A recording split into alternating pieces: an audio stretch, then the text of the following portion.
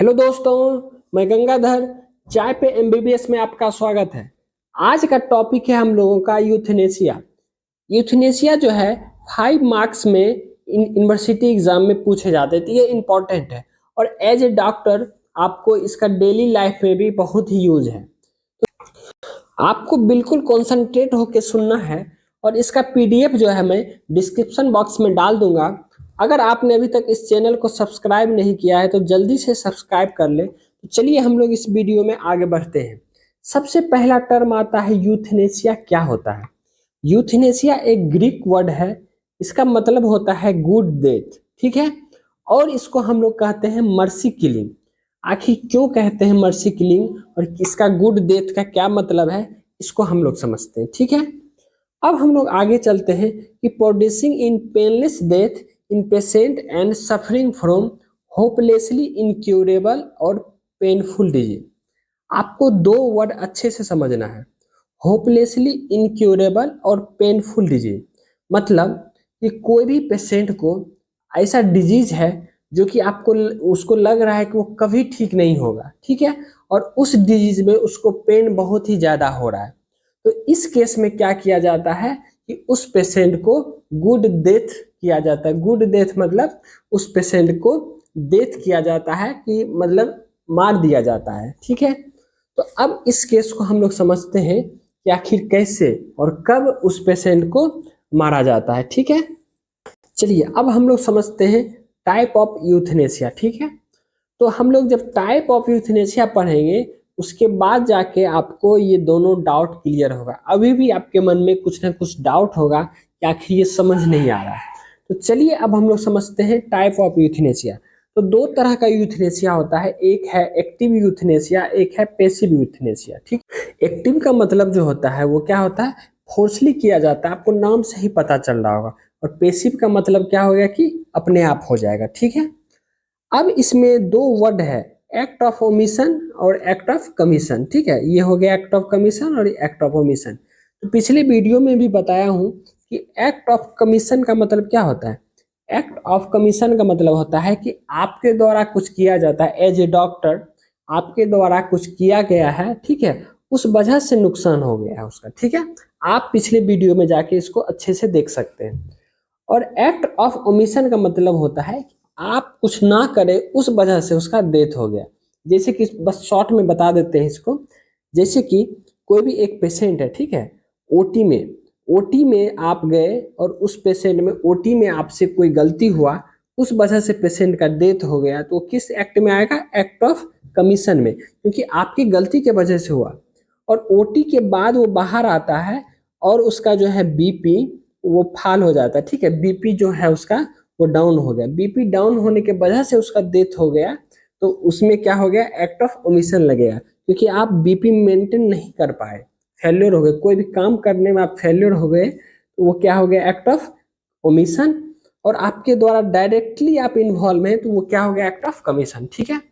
तो इसका मतलब ये है कि use of measure to hasten death, मतलब ये क्या होता है कि टाइम से पहले ही आपका उसका जो नेचुरल डेथ होने वाला था, उस पेशेंट का जो नेचुरल डेथ होने वाला था उससे पहले ही आप उसको मार दिए, ठीक है। ये क्या हो गया, एक्ट ऑफ कमीशन, ठीक है, एक्टिव डेथ। पेसिव का मतलब हो गया कि आप उसको कोई मारे नहीं, जैसे कि इसमें कैसे मारे, यहाँ पहले हम लोग समझ जाते हैं कि लीथल डोज ऑफ ड्रग। इसमें क्या होता है कि अगर कोई पेशेंट आपको ऐसा दिख रहा है, इनक्योरेबल है, अनबियरेबल पेन है, तो उसमें क्या करते हैं आप लोग, lethal dose of drug, drug कोई भी ड्रग का या पॉइजन का लीथल डोज हम लोग दे देते हैं जो कि वो पेशेंट का डेथ हो जाए। तो इस केस में क्या होता है, इस एग्जाम्पल को क्या कहते हैं हम लोग, एक्टिव यूथनेसिया। तो यह जो है ये इलीगल इन इंडिया है, ठीक है, इंडिया में ये इलीगल है।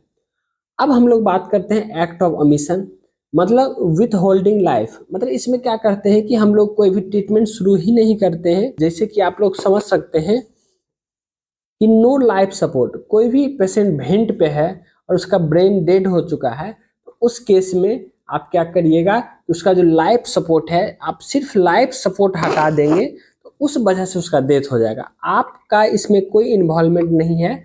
उसको जो सपोर्ट कर रहा है लाइफ को, आप उस सपोर्ट को विथड्रॉल कर लिए, तो इसमें क्या होगा, उस पेशेंट का डेथ हो गया।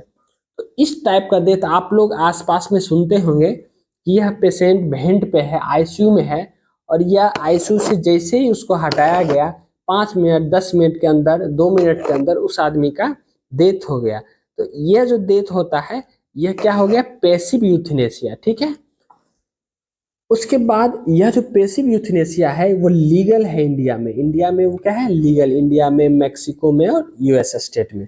और यह लीगल इलीगल इंडिया में है, लेकिन कहाँ लीगल है, ये नीदरलैंड में लीगल है। ये आपको ऑब्जेक्टिव जब बनाएंगे तो उस समय आपको ये मिलेगा। ठीक है, सुप्रीम कोर्ट ऑफ इंडिया जो है 2018 में इसको जो है लीगल किया था इंडिया में। ठीक है, अब आप इसमें बात करेंगे कि इसमें प्रोलोंग्ड, अब कोई भी पेशेंट है, अब उनको पता है कि अनबियरेबल पेन है, अनक्यूरेबल डिजीज है, तो अब उसको आप डेथ कर सकते हैं, आप उसको लाइफ सपोर्ट हटा सकते हैं। ठीक है, अब आप अपने मन से लाइफ सपोर्ट नहीं हटा सकते हैं एज ए डॉक्टर।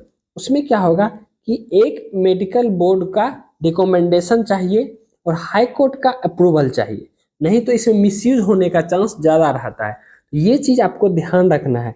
यह जब एक्ट बना था सुप्रीम कोर्ट का, तो उसमें कहा गया था कि आपको मेडिकल बोर्ड का रिकमेंडेशन चाहिए और हाई कोर्ट का अप्रूवल चाहिए कि अनबियरेबल पेन से हैं तो हम लोग क्या करेंगे, इनका लाइफ सपोर्ट हटा देंगे, तो उसमें क्या हो जाएगा, अपने आप इनका डेथ हो जाएगा।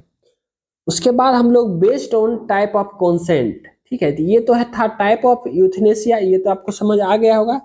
अब हम लोग इसमें चलेंगे based on type of consent. ठीक है, इसमें जो है वॉलेंट्री कॉन्सेंट, कॉन्सेंट का भी वीडियो इसमें अपलोड है, आप जाके देख सकते हैं। वॉलेंट्री कॉन्सेंट, इनवॉलेंट्री कॉन्सेंट और नॉन वॉलेंट्री कॉन्सेंट तो बुक में दिया है। अब आप समझेंगे कि इसका मतलब क्या होता है। तो वॉलेंट्री कंसेंट का मतलब होता है पेशेंट इन्फॉर्म कंसेंट, पेशेंट ही इन्फॉर्म कंसेंट दे दिए, पेशेंट ही कंसेंट इसमें देते हैं कि अब हमको नहीं जीना है। ठीक है, ये वॉलेंट्री कंसेंट हुआ, पेशेंट के द्वारा कंसेंट दिया जाता है। उसके बाद हम लोग कहते हैं इनवॉलेंट्री कंसेंट। इनवॉलेंट्री मतलब कि अगेंस्ट पेशेंट विल, पेशेंट के इच्छा के इच्छा के अगेंस्ट, पेशेंट का इच्छा नहीं है, पेशेंट कह रहे हैं कि हमको और जीना है, उसके बाद हम लोग उनका क्या करेंगे, गुड डेथ या यूथनेसिया कर देंगे, तो इसमें क्या होगा, इनवॉलेंट्री।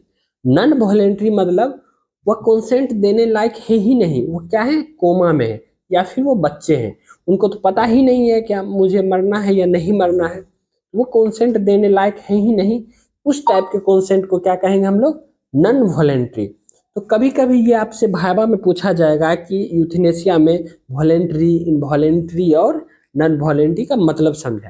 तो हर चीज को आपको मतलब पता होना चाहिए, यहाँ पे हम लोग बस मतलब ही समझेंगे। ठीक है, अब उसके बाद रीजन फॉर सपोर्टिंग यूथनेसिया और आर्गुमेंट अगेंस्ट यूथनेसिया, मतलब कि इसका मतलब ये हो गया कि क्या क्या रीजन है जो यूथनेसिया को सपोर्ट करती है और क्या क्या रीजन है जो यूथनेसिया के अगेंस्ट है, मतलब यूथनेसिया को सपोर्ट नहीं करती है, मतलब कि यूथनेसिया गलत है ये बताती है। तो सबसे पहले 3 चीज तो आपको याद ही करना है, रट लेना है। ये 3 चीज यूथनेसिया में आपको करना है। एक है अनबियरेबल पेन, मतलब अनबियरेबल पेन अगर है किसी को, और अनक्यूरेबल डिजीज है कि वो जो है डिजीज वो क्यूरेबल नहीं हो सकता। बहुत सारा कैंसर ऐसा होता है कि 4th स्टेज में, लास्ट स्टेज में आ गया, अब वो पेशेंट को बचने का चांस बिल्कुल भी नहीं है और उसका पेन भी बहुत ही ज़्यादा है, अनबियरेबल, उस केस में भी यूथनेसिया किया जाता है। तो ये हो गया। उसके बाद हो गया कि हाई कॉस्ट ट्रीटमेंट, अब कोई भी जैसे कि किसी भी तरह का ट्रीटमेंट बहुत ही ज़्यादा कॉस्ट है, तो उस केस में क्या किया जाता है, यूथनेसिया किया जाता है। तो लेकिन इंडिया में जो है, इंडिया में एक्टिव जो है, एक्टिव यूथनेसिया वो क्या है, इलीगल है। मतलब आप किसी को ओवरडोज ऑफ ड्रग्स या पॉइजन दे के आप किसी को नहीं मार सकते, ये आपका हक नहीं है। तो ये हो गया। लेकिन पैसिव यूथनेसिया मतलब लाइफ सपोर्ट जो है वो आप हटा सकते हैं, जैसे कोई आईसीयू में है, कोमा में है, ब्रेन डेथ हो गया, तो उस केस में आप लोग पैसिव यूथनेसिया कर सकते हैं, इंडिया में इलीगल है। ठीक है, लास्ट टॉपिक, अब हम लोग देखते हैं कि यूथनेसिया के अगेंस्ट में क्या क्या बात है कि यूथनेसिया नहीं होना चाहिए, क्यों।